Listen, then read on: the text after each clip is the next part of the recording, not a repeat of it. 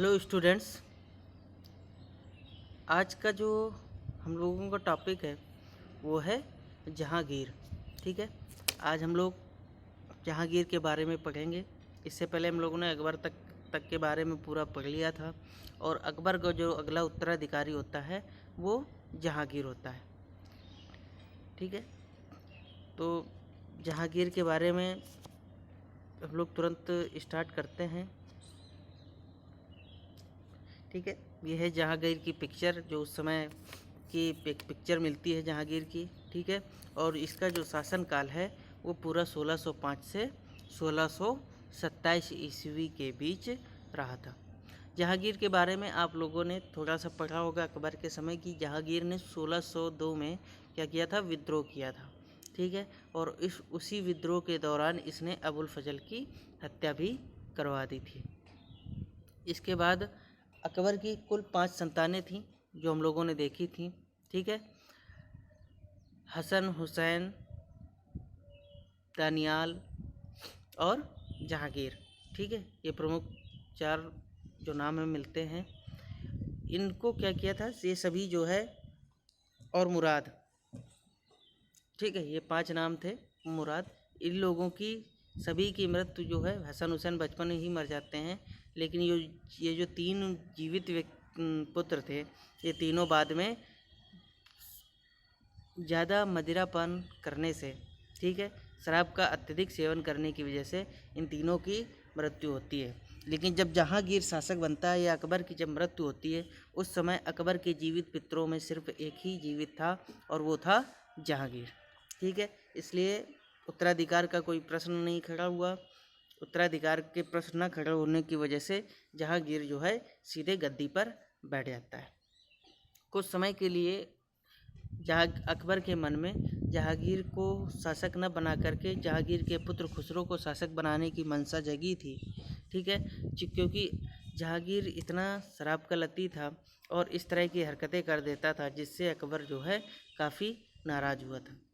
लेकिन बाद में धर्मगुरुओं के कहने पर कि नहीं, एक पुत्र के रहते, ठीक है, उसके पुत्र को शासक बनाना उचित नहीं है, न्याय संगत नहीं है, इस्लाम धर्म के कानून के अनुसार नहीं है, इसलिए क्या करो कि जहांगीर ही गद्दी पर बैठाया गया। ठीक है, तो चलिए हम लोग स्टार्ट करते हैं। जहांगीर का जन्म जो है 30 अगस्त 1569 ईस्वी को फतेहपुर सीकरी में हुआ था। और जहांगीर अकबर की जब संतानें नहीं हो रही थी, तीसरी संतान थी ये। ठीक है, और ये जोधाबाई नाम नहीं था। जोधाबाई जो है वो जहांगीर की पत्नी का नाम था। ठीक है, राजकुमारी थी हरखाबाई, जिसके गर्भ से जहांगीर का जो है जन्म हुआ था। ठीक है, और जिसको टाइटल दिया था अकबर ने मरियम उज जमानी का। क्या दिया था, मरियम उज जमानी। ठीक है, जहांगीर के बचपन का नाम अकबर ने क्या रखा था, सलीम रखा था। और आगे चलकर सलीम जो है वो जहांगीर के नाम से गद्दी पर बैठा था। अकबर इसको प्यार से सेखू बाबा भी बुलाता था। याद रखिएगा कि अकबर इसको प्यार से क्या बुलाता था, सेखू बाबा। क्योंकि फतेहपुर सीकरी के जो एक चिश्ती संप्रदाय के प्रमुख संत थे सलीम, ठीक है, उनकी दरगाह की यात्रा अकबर नंगे पैर करता था और उन्हीं की आशीर्वाद से अकबर का मानना था कि सलीम का जन्म हुआ है, जहांगीर का जन्म हुआ था। इसी वजह से अकबर ने जो है अपने पुत्र का नाम सलीम रख दिया था। नेक्स्ट, अकबर की मृत्यु के पश्चात आगरा में 3 नवंबर 1605 को जहांगीर का राज्याभिषेक हुआ और उसने मुग़ल साम्राज्य की शासन व्यवस्था को संभाला। ठीक है, जब वो शासन व्यवस्था पर बैठा उसके बाद तुरंत ही गद्दी पर बैठते हुए उसने 12 घोषणाएं की थी। ठीक है, जो उसका क्या कहा जाता है कि जहांगीर नामा के नाम से जाना जाता है उन 12 आज्ञाओं को। उसमें उसने यही सारी आज्ञाएं दी थी, जैसे रविवार और बृहस्पतिवार के दिन, ठीक है, जिस दिन अकबर का जन्म हुआ था, और बृहस्पतिवार के दिन जिस दिन वो गद्दी पर बैठा था। ठीक है, तो ये दोनों दिन जो है उसने बड़े पवित्र माने, इसलिए पशु वध जो है निषेध कर दिया था। इसके साथ ही साथ उसने ये भी कहा था कि अपने राज्य में वो जो उसके शराब की बिक्री पर भी रोक लगा दी गई उन शुरू के 12 नियमों के आधार पर, ठीक है। जबकि वो खुद जो है बहुत तादाद में उस समय शराब पीता था। उसके बाद उसने ये भी किया था कि एक एम्मा भूमि होती थी, ठीक है,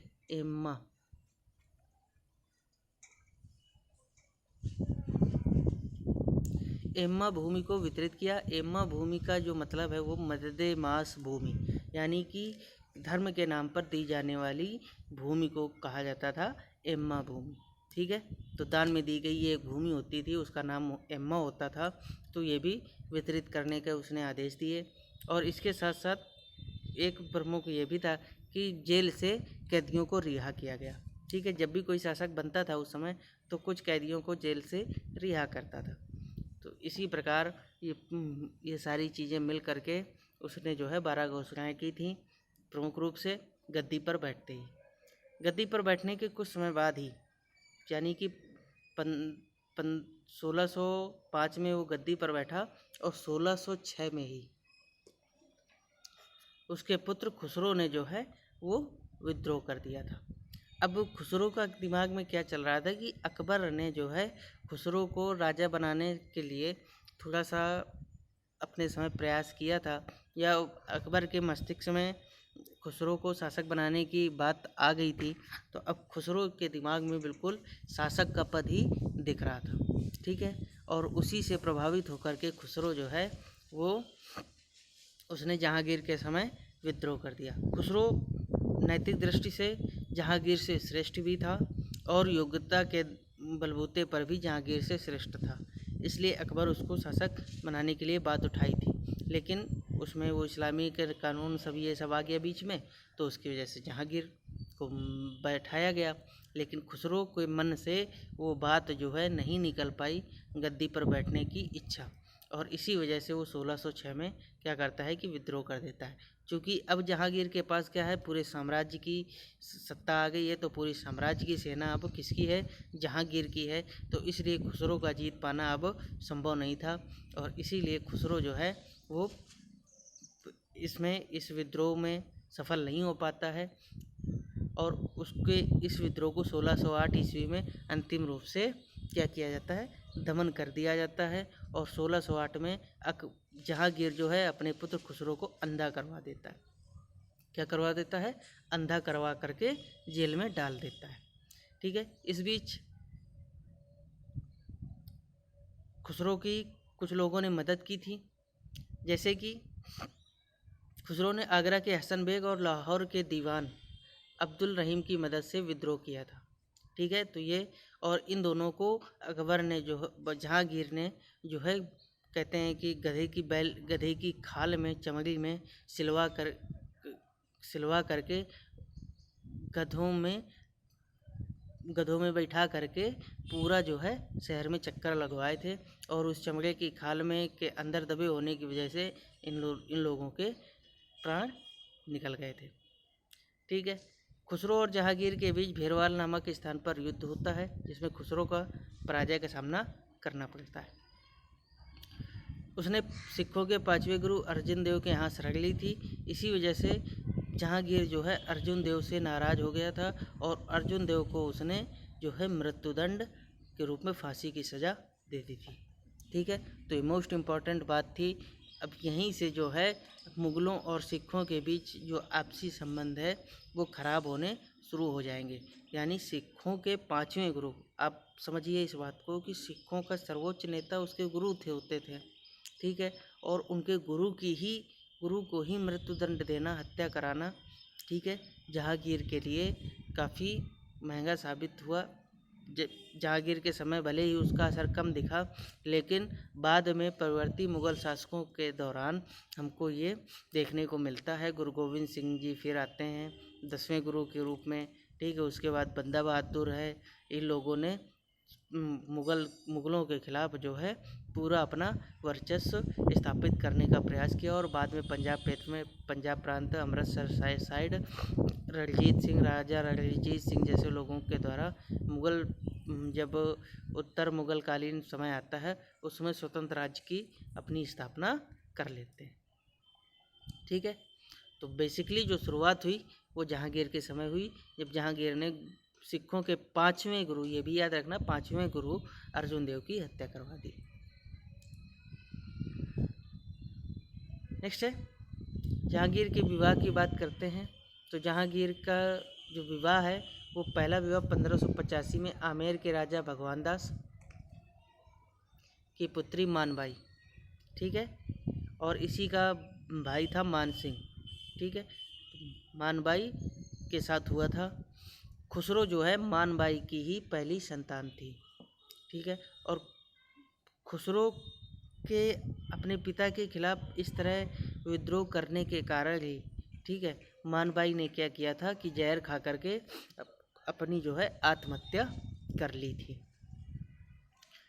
जहांगीर का दूसरा विवाह मारवाड़ के शासक उदय सिंह, या जिसको मोटा राजा अकबर कहा करता था, मोटा राजा, ठीक है, क्योंकि ये काफ़ी मोटा और भारी भरकम था तो अकबर इसको मोटा राजा उदय सिंह कहा करता था, ठीक है।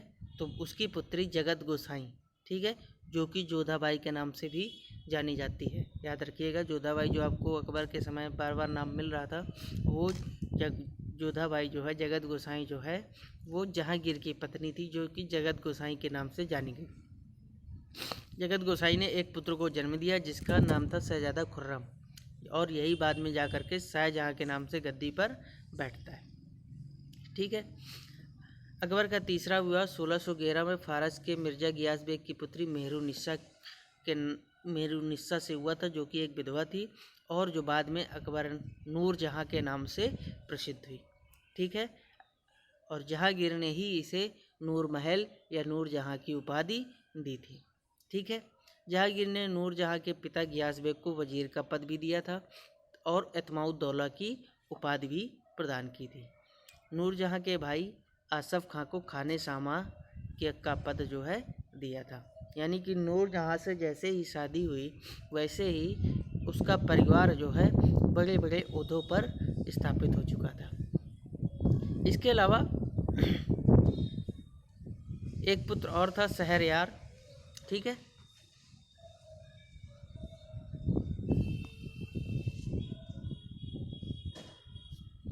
जो कि एक जहांगीर की दासी की पुत्री, दासी से उत्पन्न हुआ था, एक नाजायज औलाद था, ठीक है, शहरयार। बाद में शहरयार को लेकर के और शाहजहाँ को के बीच जो है एक उत्तराधिकार को लेकर के युद्ध होता है, ठीक है, तो इसलिए ये इम्पोर्टेंट हो जाता है, ठीक है, जिसकी चर्चा हम लोग बाद में करेंगे।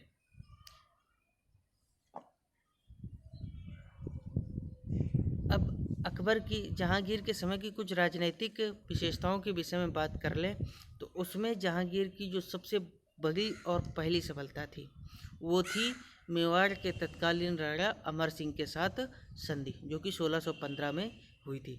इससे पहले अकबर के समय हम लोगों ने देखा था कि मेवाड़ जो है वो पूरे अपने शासनकाल के दौरान मुग़लों से संघर्ष करता रहा, लेकिन और कभी भी मुग़ल साम्राज्य में शामिल नहीं हुआ था, और लेकिन ये कार्य जो है जहांगीर के समय पूरा हुआ। इसलिए जहांगीर के इस अभियान को, या इस कह सकते हैं कि जहांगीर के इस शासनकाल की इस घटना को मोस्ट इम्पॉर्टेंट घटना मानी जाती है, ठीक है। जब वो गद्दी पर बैठा जहांगीर तो उसके बाद उसने कई सारे अभियान भेजे, मान सिंह के नेतृत्व में भेजे, ठीक है, परवेज के नेतृत्व में भेजे। उसके बाद उसने बाद में शाहजहाँ के नेतृत्व में अंतिम रूप से खुर्रम के जो उस समय का है खुर्रम के नेतृत्व में उसने अंतिम रूप से भेजा था, जो कि राजा अमर सिंह से संधि के लिए को बाध्य करने के लिए विवश किया था खुर्रम ने, ठीक है। इस वजह से इन दोनों के बीच 1615 में संधि हो पाई और जहांगीर ने इसी समय खुर्रम को शाह की उपाधि दी थी, ठीक है। किस चीज़ की उपाधि दी थी? शाह की उपाधि दी थी। और बाद में एक दक्षिण अभियान होता है, उस अभियान में हम लोग देखेंगे कि अकबर जहांगीर जो है वो खुर्रम को शाह जहाँ की उपाधि प्रदान करता है, ठीक है। अब इस संधि की विशेष बातें यही थी कि राणा अमर सिंह ने ये तय मान लिया था कि वो मुग़ल साम्राज्य में शासन करेंगे, मुग़ल साम्राज्य के अंतर्गत राज्य करेगा। वैवाहिक संबंधों की विषय पर बात हुई तो उसमें जहांगीर ने ये कहा कि ये आपकी मर्जी पर निर्भर करता है, आपको वैवाहिक संबंध स्थापित करने हैं मुग़लों से तो करिए, नहीं करना है तो मत करिए। दूसरी चीज़ उसने ये कहा था कि चित्तौड़ का जो किला है उसको आप लोग दुर्गीकृत नहीं करेंगे, यानी कि उसमें दुर्ग का निर्माण नहीं करेंगे। ठीक है, तो ये सारी बातें थी संधि की, प्रमुख इम्पॉर्टेंट बातें थी जो कि हुई थी। इसके बाद नेक्स्ट जो जहांगीर को सफलता मिली थी वो मिली थी 1620 में। कांगड़ा का उत्तर पूर्वी पंजाब का एक पहाड़ी क्षेत्र था कांगड़ा, उस दुर्ग को इसने जीता था 1620 ईस्वी में। ठीक है, नेक्स्ट इसी समय 1618 के दौरान इसको अहमदनगर अभियान के लिए भेजा जाता है खुर्रम को दक्षिण भारत पर, क्योंकि हम लोगों ने देखा था कि अकबर के समय जो अहमदनगर है वो पूर्ण रूप से शामिल नहीं किया जा सका था, इसलिए जहांगीर ने अपने समय अहमदनगर को मुग़ल साम्राज्य में मिलाने के उद्देश्य से खुर्रम को भेजा था। लेकिन जो वहाँ पर मलिक अंबर एक प्रमुख जो है सेनापति का शासन था, जो कि जिसने कि जहांगीर को दक्षिण की ओर बढ़ने से रोक रखा था। प्रारंभ में इसमें कुछ सफलता मिलती है खुर्रम को, इसी वजह से उस समय शाहजहाँ जहांगीर के द्वारा इसको शाहजहाँ की उपाधि दी जाती है। लेकिन बाद में बीजापुर और गोलकुंडा की मदद से मलिक अंबर फिर से अपने उन क्षेत्रों पर कब्जा हासिल प्राप्त कर लेता है और जहांगीर के समय जो है अहमदनगर वो मुग़ल साम्राज्य में नहीं मिलाया जा सका। ठीक है, अब कुछ बात करते हैं इसके विद्रोहों की। तो 1622 में ही